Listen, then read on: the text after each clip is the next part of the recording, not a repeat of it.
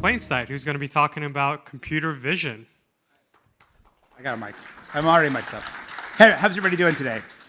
What a great event so far. I'm shocked by the progress that Chainguard's making in the market, and also what a great event space and a great team behind the scenes. So give it up for these audio people and all the people with the event on. Come on.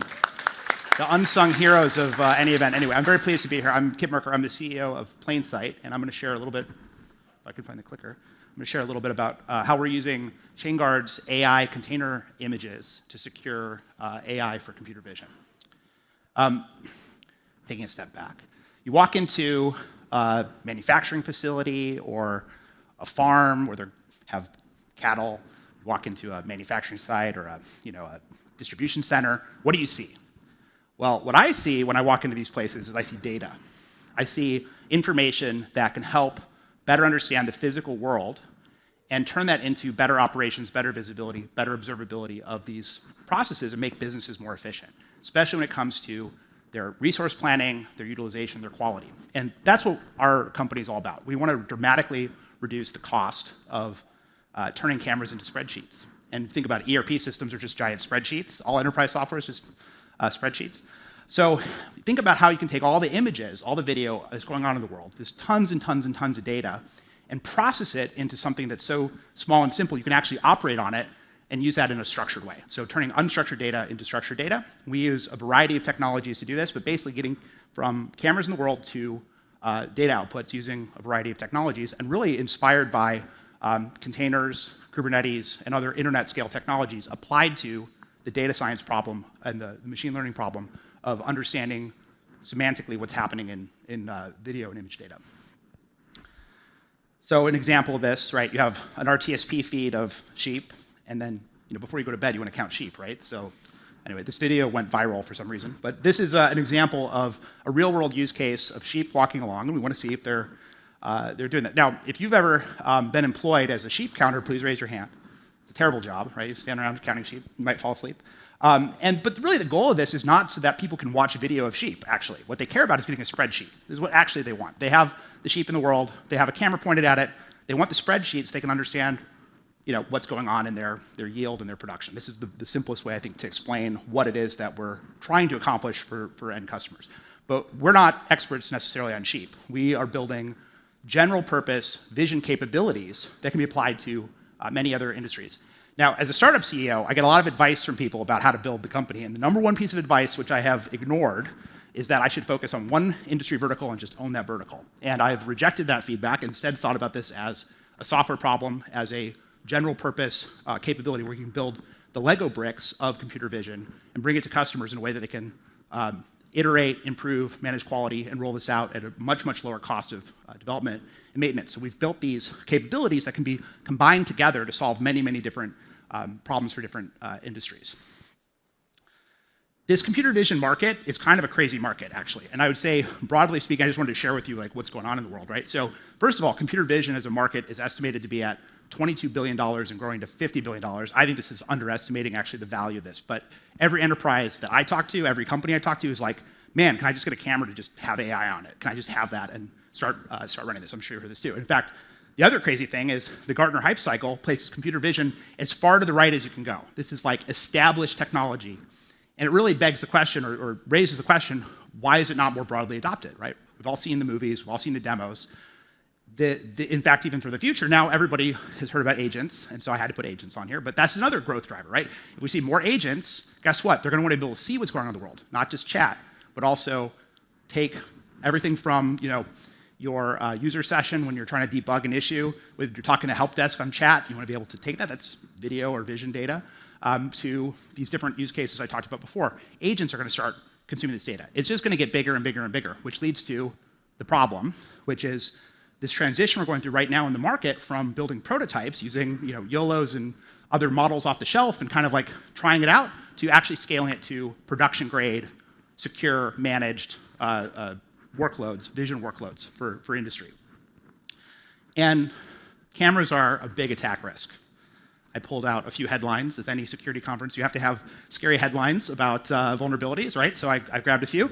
But the bottom line is just imagine, like, if you have cameras that suddenly attackers can get access to, that's kind of a problem, right? So we have to take this very seriously. We have to make sure we're maintaining the privacy and trust of these companies that now increasingly want to have automated systems accessing cameras. Okay? Let's think about that. So what do? Every software problem is solved with a new abstraction. So we invented a new abstraction, which we call a filter. A filter was inspired by Instagram. If you used Instagram, you can put on a filter. It can give you fiery hair or a dog tongue or other capabilities. And so we created these containerized apps that we call filters. And this filter runtime combines your filter application code plus machine learning models into a single containerized package that you can deploy to the edge or the cloud or wherever you want to run it. And now, with Chainguard, we've created secure containerized vision apps. Okay? So now we have the base AI images from Chainguard as our supply chain. We can build our own applications on top of that and ship it to customers, and guess what? 0 CVEs from the base image, which is the goal everybody has, right? So that's really the idea. Matt's clapping in the back. Thank you very much, Matt. All right. Matt, come on, round of applause for Matt Moore, who invented this. Okay. No, it's a very, very exciting idea. And so that leads us to this, zooming out. Right now, the container that has these vision applications, you're now, as a developer, very productive. You can combine them together, put them into these pipelines, process the data, runs at the edge, runs in the cloud. And so now we can take the data from a variety of cameras, process it, pre-process it, deduplicate it, do key point detection and extractions of embeddings and all kinds of cool stuff. And we can drive that into our annotation and training workloads, as well as our inference workloads to pull out the real data that we care about and stick that into the giant spreadsheet in the cloud, also known as an ERP system.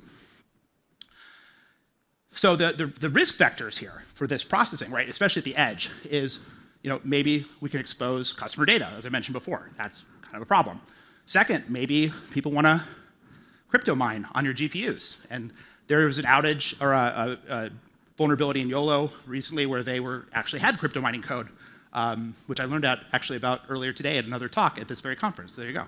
And you could also have leakage of your credentials. So all of these attacks, just as examples, could be exposed through supply chain issues in the software that you're choosing to run, where you're processing very valuable camera data for end customers. Kind of a problem, right? And so we want to protect that from our customers. And so we've created the secure Plainsight filter supply chain, where we combine Chainguard AI images with our software we're building internally, build that into customer images. So they have their application code, our developer customers, building their own application code, putting that into their registry of choice, whether JFrog or Chainguard or Google Artifact Registry. They renamed it. It used to be the Container Registry. Now it's the Artifact Registry. And then it can go through the scanners, right? So your customer, I don't get to choose what scanner they run. They're going to run, Sneak or Wiz or Claire or Trivia or any tool that they want. So I could be in the position of just waiting for the feedback, where the customer runs a scanner and says, "Hey, what's up with this CVE?" And I go, "Trust me, bro, that CVE doesn't affect us." Or I could take the more, I would say, intelligent approach, which we've taken. Don't let us down, Matt. But to trust Chainguard to give us a secure supply chain and build this process in an automated fashion, we can be not only responsive, but we can reduce our effort and our risk and focus on the unique value we provide, and then let our customers focus on the unique value that they provide, and then take that out to industry. Again, we're building general purpose vision technology that gets plugged into solutions that have all kinds of other stuff. They're looking at sensor data, they're building reporting, they're building automation. We just give them these vision apps, these filters, they plug them in, and all of a sudden they're vision experts. And we manage that whole vision lifecycle for them. So they have the supply chain of the data, because the data matters a lot. They have to make sure that the data they're sourcing doesn't have issues, illegally sourced data or bad things happening or pollution to their models, et cetera. We help them with that. But also the supply chain of the software, which is coming from open source, PyTorch and other tools in the market. So here's our roadmap. We're halfway there. One, all the images that we ship to customers, we're securing with Chainguard. Yeah, there you go. All right, cool. All right. Second, we're staying on the latest to the extent we can. We're choosing libraries that we believe will help us be secure over time, so we're not choosing kind of by accident. We're being intentional about it. We want to expand now, so when we ship bits to customers, secure, then the next step is to do defense in depth, make sure all of our internal infrastructure also has that same protection, and then finally, the forever stay out of the news. That's the next one. So I don't know if you guys like rockets, but the way I look at it is normal computer vision is this old and busted, but with Plainsight and Chainguard together, we got this cool rocket that's going to take us all to the moon. Anyway, thank you very much. Okay. Thanks, Kit. Yeah, I want to invite Bri also back to the stage so folks can ask you guys questions. And we have mic runners running around, so just raise your hand and we'll get you over a mic.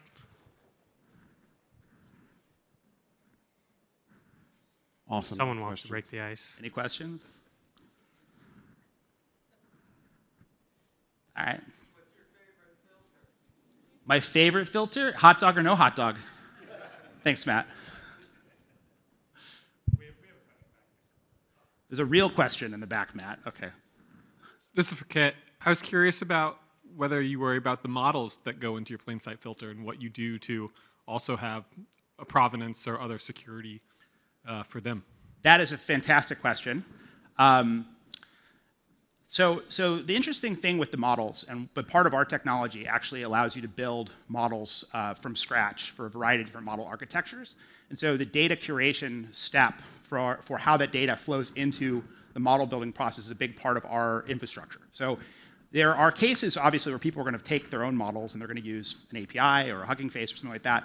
And so in those scenarios, we try to give them analytics and data to help them understand performance and accuracy and also testing. So you might say, how does this compare to other things? So kind of benchmarking tools. But most of our customers, they care a lot about the performance and the size of those models and ensuring that they're not using external data. So that is a huge part of this. And that's why I kind of think of there's a software supply chain and an AI. Really, the model is derivative from the data and the configuration and the annotations around the data. The data supply chain matters just as much as the software supply chain. So yes, the answer is yes, we have to focus on that. But of course, people are going to use models of dubious sources all the time. I think there's a big opportunity to help people with that. Yeah.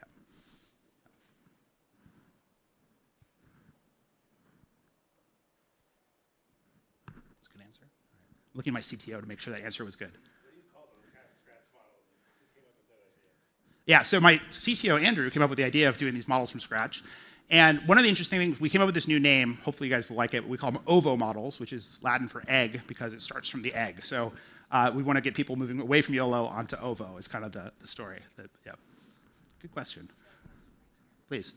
So, Bri, you mentioned that part of your job is selling folks on using the images that your team builds and maintains. Outside of the normal, hey, lower CVEs, we'll take care of that sort of boring stuff for you. Curious, between carrot, stick, what other things have you used to try to do that sales job? We're building internal tools that make their pipeline experience a lot better.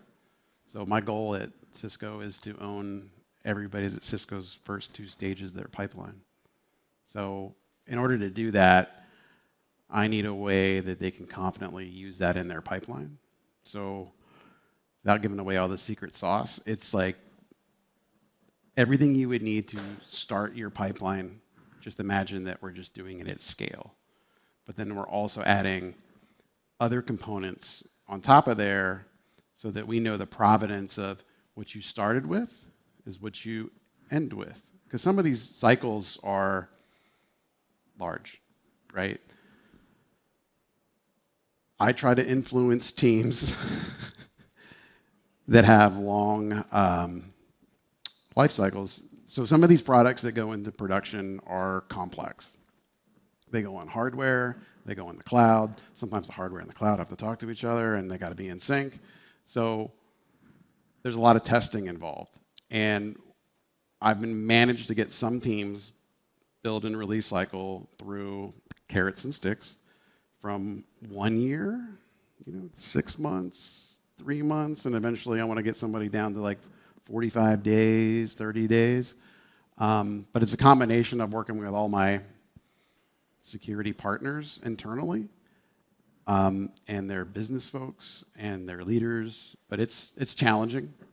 It's not easy. So one thing that we try to do is, like, we have acquisitions, right? We acquired this company called Splunk, and recently, and they're already my customer, right? Like instantly, But their pipelines were ready to accept what I had to offer because they're a little bit more modern.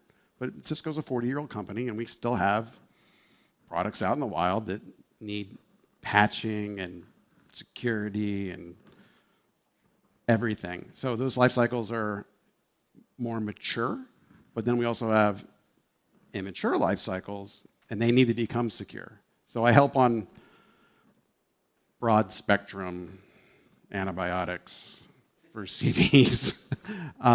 Yeah, so I don't know if I'm answering your question or if it was helpful, but okay.